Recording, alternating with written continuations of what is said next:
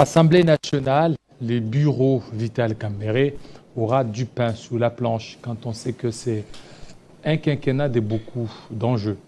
Alors, nous allons essayer d'analyser ces thématiques avec Joseph Kajungulu, mais bien avant cela, les bureaux Mbosso qui est accusé de détournement.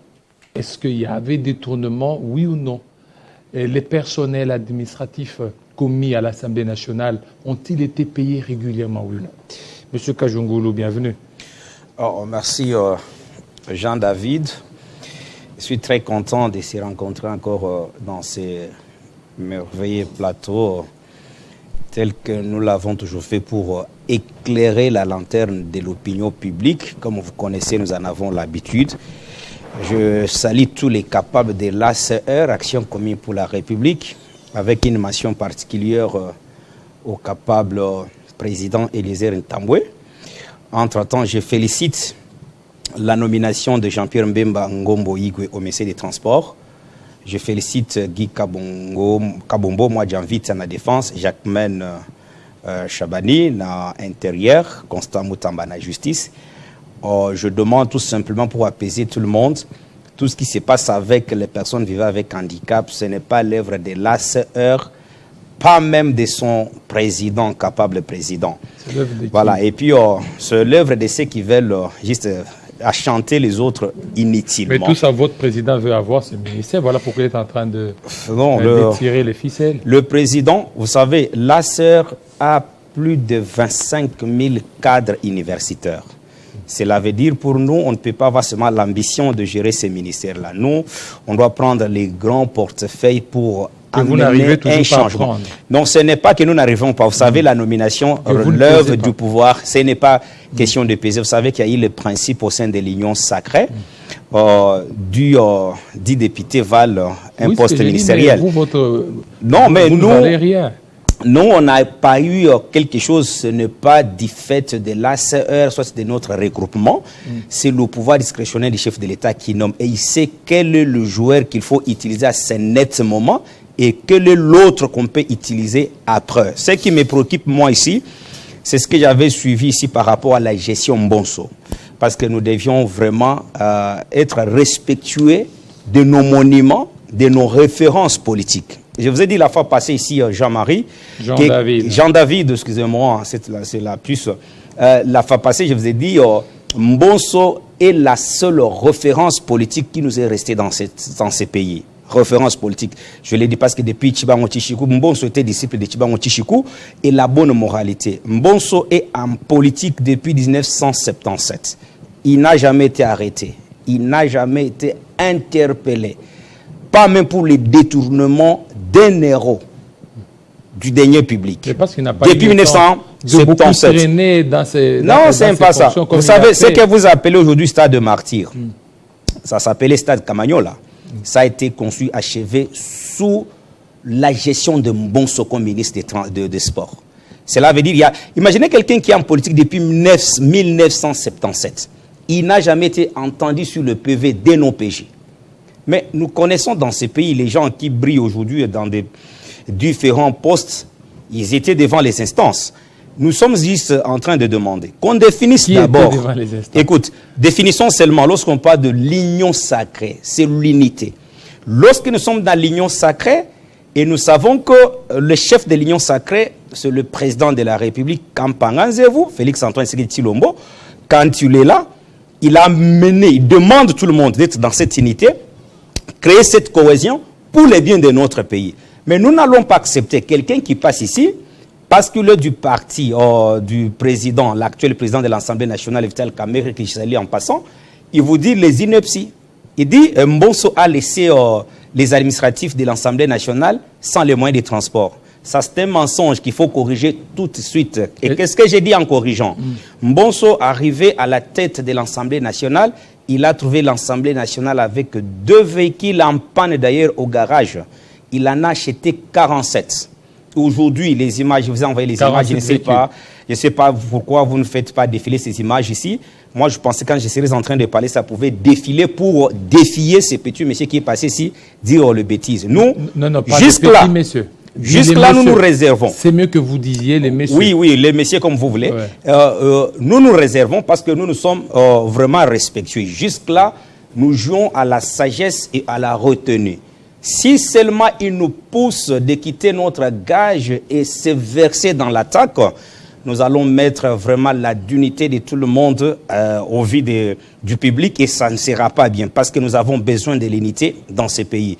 Aujourd'hui, les nouveaux bureaux installés par le président Kamere a bénéficié de 7 DIP neuves achetés par Christophe Mbonso. Est-ce que c'est son argent ou c'est l'argent du contribuable? C'est l'argent du contribuable congolais. Oui, c'est pas son argent. Mais le monsieur qui est passé ici, il vous dit avec Arlette, ce n'était pas avec vous, il vous ment pour dire que Mbonso a laissé les administratifs sans le moyen de transport. Il en a trouvé ces gens-là sans moyen de transport. Il leur a laissé 12 bus Hyundai, marque Hyundai, Quaster. Mais ça me dit qu'il y avait des détournements. Non, là vous parlez d'un autre dossier. Moi je vous avais dit la fois passée, je suis professionnel du droit. Un dossier, nous avons dans ces pays l'IGF, nous avons la Cour des comptes, nous avons plusieurs services qui concourent, qui luttent contre la corruption. Il y a même une commission au niveau de la présidence. Comme l'État congolais, à travers l'instrument qu'on appelle justice, s'en est déjà mêlé, je ne peux pas en citer, mais moi je sais que c'était juste une prévision budgétaire. Mais lorsque les autres arrivent, vous parlez même des hôpitaux pour les députés. Est-ce que c'est une priorité pour nous? Ce n'est pas une priorité. La priorité aujourd'hui, nous attendons les grandes réformes. Je voudrais seulement fixer l'opinion que président Mbonso a laissé les administratifs avec les bis tout neufs. Tout celui qui veut, qui se rend, en ce moment que je parle, derrière le palais du peuple, il verra ces bis sont là. Et quand on a fait la remise et reprise, l'actuel président de l'Assemblée nationale a distribué aux membres de son bureau 7 DIP toutes neuves. L'actuel. L'actuel, acheté par Christophe Mbonso, l'administration Christophe Mbonso. Mbonso arrive, il trouve les assistants parlementaires qui vous touchez 400 000. Avec sa bonne foi, il a ramené ses amis à 1 million quelques. C'est leur salaire, je ne peux pas donner le montant tout de suite.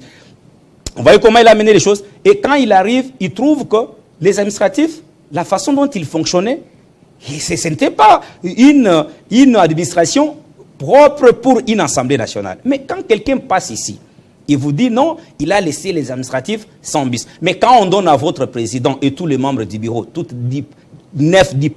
Mais à combien plus forte raison les administratifs? Mais ce n'est pas pour Mbonso ça. Et écoutez. C'est l'argent du contribuable congolais. Mais c'est ce que nous avions parlé avec toi ici. Voilà ce que moi je suis en train de dire, Jean-David.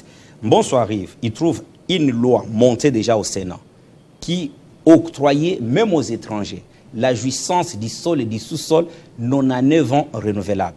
Il bloque cette histoire parce que c'est inexplicable. Et voilà aujourd'hui, il fait la passation du pouvoir avec l'actuel président. Et qu'est-ce que nous voulons, nous qui accompagnons cette sagesse qui nous reste, c'est que sa présence au sein du bureau, c'est comme c'est un grand reculateur, que les gens sachent qu'aujourd'hui, ce bureau-là est géré par Vital Kamerhe, mais à côté de Vital Kamerhe, vous avez le prophète Chilombaï et vous avez la sagesse qu'incarne Christophe Mbonso. C'est ça notre problème. Nous ne voulons pas, comme tous, nous sommes au sein de l'union sacrée. Si elle continue avec cet aspect des choses, Mbonso Moko Alobaki, Nazape Mobali, ah oui, ça a traité. Donc, quand ils passent, ils font le bêtise, ils avancent les inepties. Nous nous y serrons pour répondre. Alors, et je rappelais ici, Mbonso est dans la scène politique depuis 1977.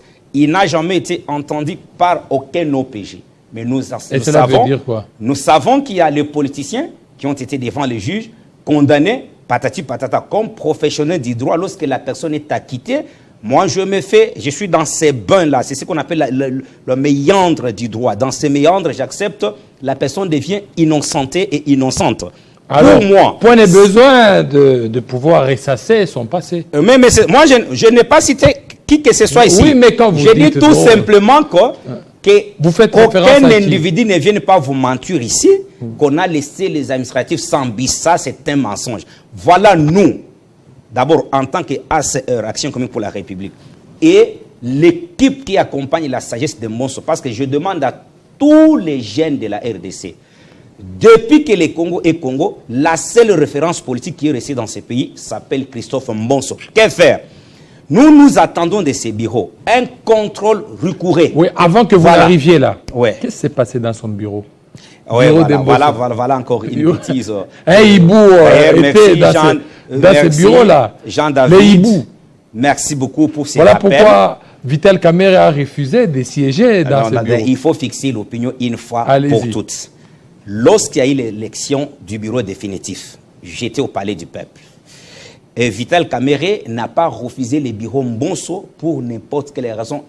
Il a dit ceci, qu'il préfère son ancien bureau où il travaillait. Oui, ça c'est juste... c'est ce qu'il a préféré. L'échappatoire. Au jour d'aujourd'hui... Mais spirituellement, il n'y a pas question de spiritualité. Nous sommes en politique. Il a senti des choses. Je demande à tout Congolais, aujourd'hui, les bureaux qu'occupait Mbonso comme président de l'Assemblée nationale est occupé au jour d'aujourd'hui par le premier vice-président, le professeur Chilumbaï.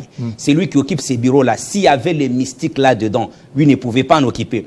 L'image que vous aviez vue, c'est une ancienne image prise dans la toilette des députés à l'Assemblée nationale. Ancienne image. Ce n'est pas une image récente, c'est du mensonge. Parce qu'actuellement, Mbonso équipe le bureau qui est juste au rez-de-chaussée. Je ne peux pas donner tous les détails ici, nous sommes sur un plateau de télé. Donc, le bureau qu'il occupe aujourd'hui, si vous y entrez, vous n'avez même pas aucun trou où les hiboux pouvaient s'infiltrer.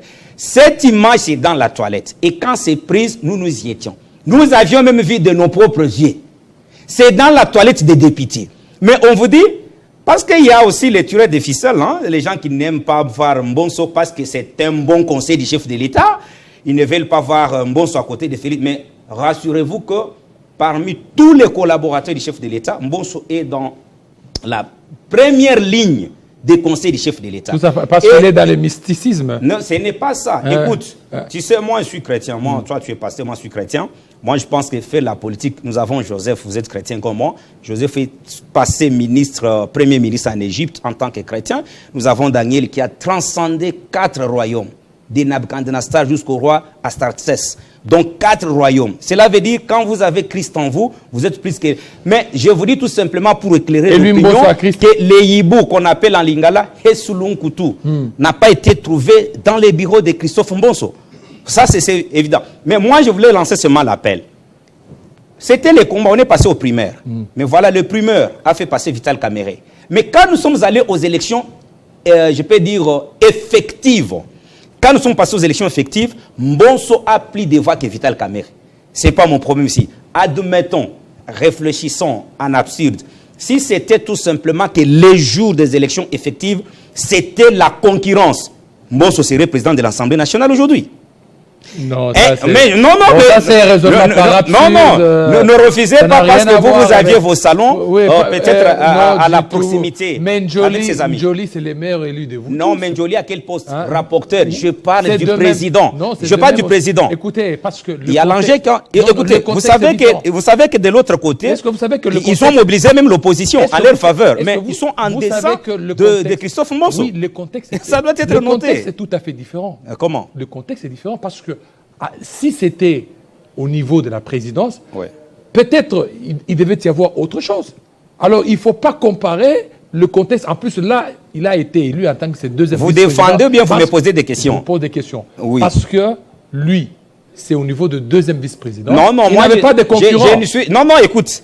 Écoute, voilà, il y en avait, mais vous savez ce qui s'est passé. Vous êtes un grand journaliste. Parce que, avant que je finisse, je dois placer un mot sur les réformes que nous attendions de ces bureaux. Moi, je dis ceci.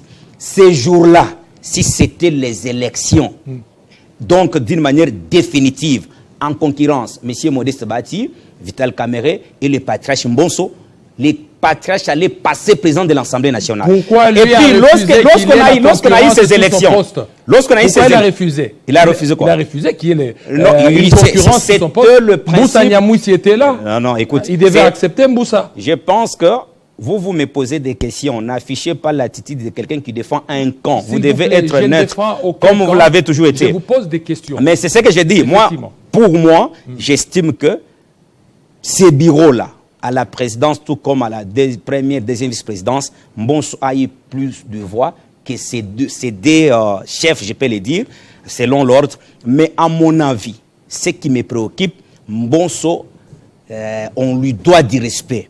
Et je demande à ces amis-là qui se permet toujours, même dans les réseaux sociaux, même la question des libous dont vous avez fait allusion ici. Nous avons les éléments qui se maîtrisent et qui se respectent. Parce que si nous ouvrons toutes nos armes, vous allez très mal gérer cette histoire que vous estimez être... Mais à tous les niveaux. À tous les niveaux. Oui, à tous les niveaux. Oui, à tous les niveaux. Mais oui, il n'y a pas de problème. Comme vous voulez nous attribuer ces hiboux. D'ailleurs, je vous dis, c'est dans la toilette des députés. Jean-David, voilà ce qui intéresse les Congolais. Vous savez, dans ce pays, on a fait de l'IGF une structure extra spéciale. Pourquoi? Parce qu'à un certain niveau, l'Assemblée nationale doit jouer, soit n'avait pas totalement joué son rôle dans les chefs de certains élus. C'est ici l'endroit, j'ai salué aussi l'honorable Mbaye Mwadi, l'élu de Louilou, chez moi, qui est en train de peaufiner des grandes réformes qui vont vraiment aider la population. Moi, je propose une chose.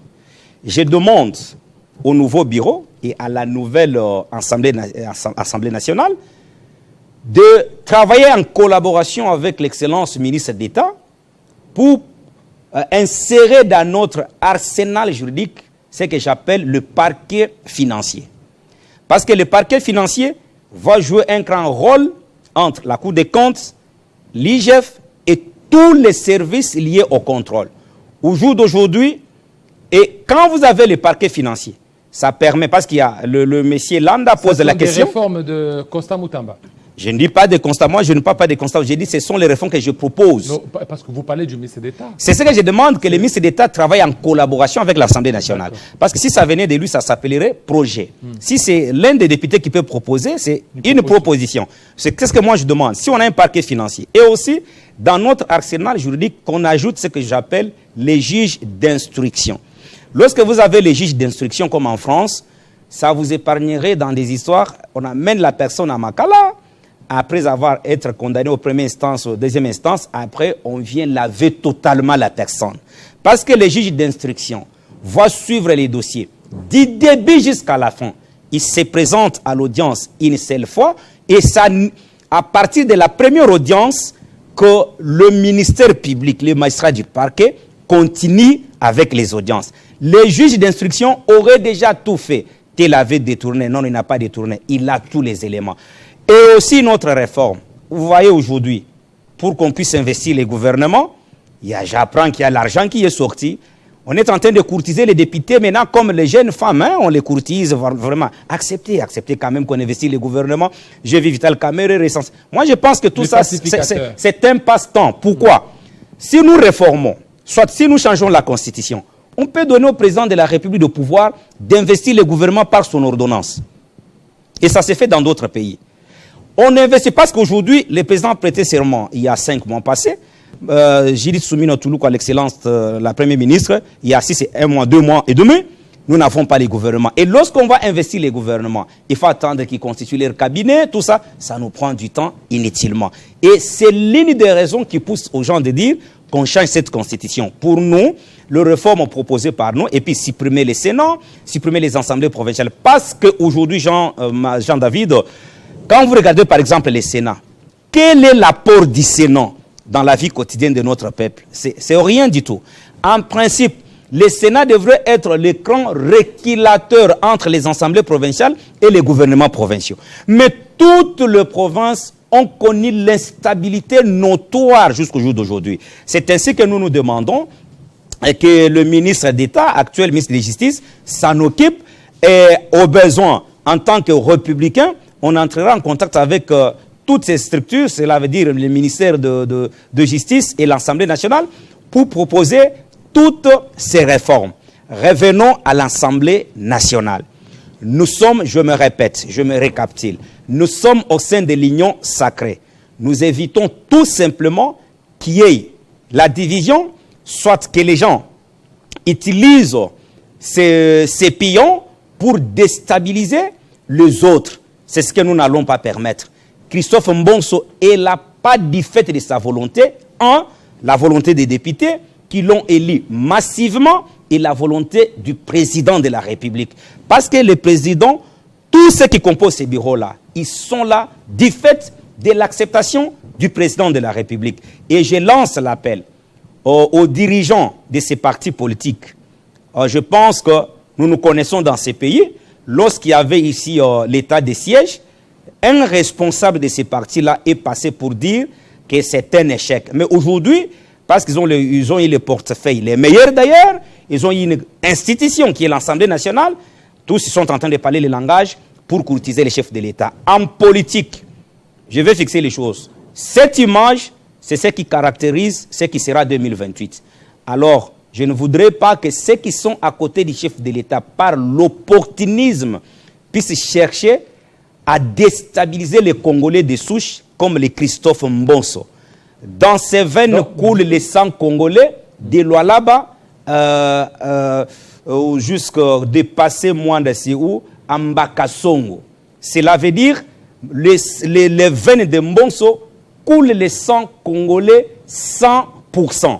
C'est ainsi qu'il lui faut un respect profond. Lorsque vous passez ici pour déposer les bêtises, le mensonge, vous verrez les gens, pas moi comme les autres, viendront pour vous recadrer, mais que l'opinion retienne que Mbonso a laissé 47 véhicules achetés, qu'il n'a pas trouvé à l'Assemblée nationale. Mentir, ça, c'est faux. Voilà. Nous vous attendons. Aujourd'hui, lorsque vous poussez les députés à un hôpital particulier, est-ce que vous voulez en train de discriminer et de disqualifier d'autres Congolais? Est-ce que ces députés-là se soignent dans nos hôpitaux? Nous connaissons tous qu'ils ont un traitement médical à l'Assemblée nationale. Chaque fois qu'il y a même un petit mot de tête, il sait partir en Europe. Nous ne voulons pas les projets qui risqueront de nous amener encore aux instances. Travaillons pour les grandes réformes et aimons ces pays. Mais on sent que Mbosso sera une épine dans les pieds ou dans les chaussures de Vital Kamerhe. Mais cela veut dire quoi? Est-ce que l'Assemblée nationale appartient à M. Vital Kamerhe? Alors ça appartient à qui? Ça appartient aux Congolais. Alors, Vital est là. D'ailleurs, je ne sais pas si c'est une prophétie. Souvent, lui n'amène pas, soit il n'arrive pas jusqu'à la fin du mandat quand il est quelque part. Mais cette fois-ci, je ne suis pas un prophète de malheur, mais je dis tout simplement souvent. Et puis la lire, vous voit les choses. Non, mais écoutez. Il s'est assagi. Moi, je pense que... Il ira jusqu'au bout. Non, ça c'est vous. Vous êtes son communicateur, ça ne m'engage pas. Du tout. Faites votre vie avec Vital Kamerhe, communiquez pour lui. Mais nous sommes en train tout simplement... Monsieur Kajungu, j'aimerais que vous retiriez ça. Je ne vous ai... Non, moi je parlais en passant tout simplement que... Retirer, il ne faut pas dire que je suis son communicateur. Ah oui, vous n'êtes pas son communicateur alors. On est communicateur, on est... Moi je suis juste un simple journaliste en train de vous poser des questions. Mais comment toi tu es simple journaliste, tu peux affirmer qu'il va aller jusqu'à la fin, il est pacificateur. Mais c'est comme si vous êtes en train de l'adorer inutilement. Je vous dis, il s'est assagi. S'il vous plaît, je n'adore personne. Je vous dis qu'il s'est assagi. Et que toutes les revendications ou toutes les réclamations lui sont arrivées. Et que lui aussi, il fait rien pour qu'il ne tombe pas dans... Vous savez, dans la vie politique, Jean-David, il faut éviter de se comporter comme quelqu'un qui corrige tout le monde. Honorable Augustin Kabouya a fait un travail de titan. Là où les professeurs, comme le Modeste Bati, Antoine Kizenga perd son âme, Papa Mwando perd son âme, ils ont mis un mois renouvelable comme informateur. Augustin Kabouya en a travaillé dans 2 semaines. Il a fini ce travail. On ajoute une deuxième mission. Écoute, parce que j'ai suivi toujours ces pions de ce dont nous parlons. Dire que les vrais informateurs. Mais monsieur, donc vous voulez prendre, même ce que Augustin Kabouya a fait, c'était un mauvais travail. Non, il ne fallait pas minimiser les gens dans ces pays. Augustin Kabouya mérite le respect parce qu'il a fait un travail que les professeurs ont pris 2 mois. Il en a fait dans 3 semaines. Donc, et il a fait le rapport. Donc, dans l'Union sacrée... Et puis, voilà ce que moi... Vous entendre, c'est comme s'il n'y a pas d'unité dans l'Union sacrée. Non, il y a l'unité. Écoute, Jean-David, vous n'avez jamais vu les partisans, que ce soit d'Eliezer Tambwe, soit de Christophe Mbonso, venir ici verser sur une personnalité de l'Union sacrée. Au contraire, souvent, nous venions justement pour répondre et éclairer l'opinion publique. Vous savez, cette histoire-là du bout dont vous aviez parlé ici, mais nous connaissons comment ils ont monté les affaires. Mais est-ce l'Ibou dont vous aviez parlé? Mais je fixe encore l'opinion que c'est dans la toilette des députés. Et c'est une ancienne image. En définitive, ma demande, c'est quoi? Nous avons tous besoin de l'unité dans ces pays. Travaillons, parce que nous sommes déjà presque en retard de 6 mois. La population attend de ce nouveau gouvernement. Et je demande à Mme Soumino Toulouka et au vice-premier ministre du Transport, je renouvelle encore cette demande. Ne donnez pas, j'avais demandé ça, ne donnez pas à Transco la subvention d'équilibre. J'avais demandé qu'on attende le nouveau ministre des Transports. Comme maintenant au transport, on a Jean-Pierre Memangombo, un homme très rigoureux, très discipliné. Nous savions comment il travaille. Ce qu'il a fait vraiment au ministère de la Défense, il va faire ça au ministère des Transports. Et voilà, un établissement comme Transco n'a pas ce qu'on appelle la tour mécanique. C'est une honte. Il y a les dossiers sensibles. C'est ce que nous demandons au VPM des Transports. Une fois la remise et reprise à eu lieu, qui descendent au Transco et au projet Esprit de Vie. Et le projet Esprit de Vie avait comme vocation faire disparaître de la circulation de Kinshasa ce qu'on appelait à l'époque Esprit des morts. Et voilà, il y a tant d'éléments là-dedans. Et nous demandons aussi au président de la République, la sœur Action commune pour la République, c'est un grand parti qui a accompagné le président de la République, qui est le chef de l'État là où il est, avant de dormir, qu'il pense que la sœur existe, l'Action commune pour la République. Et que l'opinion retienne que l'Ibou n'a pas été trouvé dans les bureaux de Christophe Mbonso, c'était un mensonge, et puis Dédé Mbonso a laissé le véhicule pour vraiment les administratifs. C'était un mensonge. Je ne vais pas vous poser, parce que si je vous pose, ça va me prendre encore du temps, mais il dit, demandez à votre invité, parce que lui ne suit à partir du Cameroun, M. Mampoulou, qu'est-ce que Mbosso a fait d'extraordinaire à la République démocratique du Congo? Il n'est pas au courant. Non, je viendrai la semaine prochaine pour vous étaler ce que Mbosso a pu faire. Pour terminer. Beaucoup de choses. Voilà par exemple. Non. Oui. Jean-David, c'est fini. Vous défendez que vous êtes journaliste. S'il vous plaît. Parce que tout ce que vous allez dire, vous avez déjà dit. Non, mais j'ai beaucoup de choses à dire. Vous êtes à votre 40e formation politique. On dit que vous avez été dans plusieurs formations politiques. Là, je connais ces questions-là. Allez-y. Et ça vous a été posé par les messieurs que j'avais fustigés. Je vous pose la question. Je suis dans ma première formation politique que j'ai créée personnellement comme cadre cofondateur. Vous n'avez jamais été à l'FDC? Ngai Kajingul. Atanandoto, Eko Salemate. Jamais. Je peux te donner un témoignage ici. Vous n'avez jamais été et je préfère que ça ne fasse pas mal aux gens. J'ai eu un appel un jour à 2 h du matin d'un haut cadre de ce parti que vous citez là, pour m'insérer dans un groupe où ils touchaient mensuellement au Sénat. Bon, je refusais. Bon. Et ils m'ont intégré. D'abord, je me suis vu dans les groupes, je pose la question et je fais l'analyse sur les statuts pénals des anciens chefs d'État et des anciens premiers ministres dans ces pays selon notre constitution. Comme il y avait conflit entre, je vais citer les noms des gens, comme il y avait le conflit entre Matata Mpogno et Modeste Bahati, j'ai reçu l'appel à 3 h du matin. Mais l'analyse de Kajingulu, c'est comme s'il est avec Augustin Matata Mpogno. Mais moi, je suis rationnel. Kajingulu est à ce heure. Merci. La sœur, nous disons, dire les choses telles qu'elles sont. Je suis en rouge, c'est ma couleur depuis l'université. Demandez à Bakandeja, Moukoko. Tous les grands professeurs, les Kabange, Numbi, tout, ils vous diront c'est la couleur de Kajingulu depuis l'Iniki. Un autre invité, les pasteurs cette fois-ci de Kajingulu, tout de suite. Il est pasteur des Congolais et de tout le monde. Tout de suite. Parce qu'il prêche l'église universelle. C'est ton collègue d'ailleurs.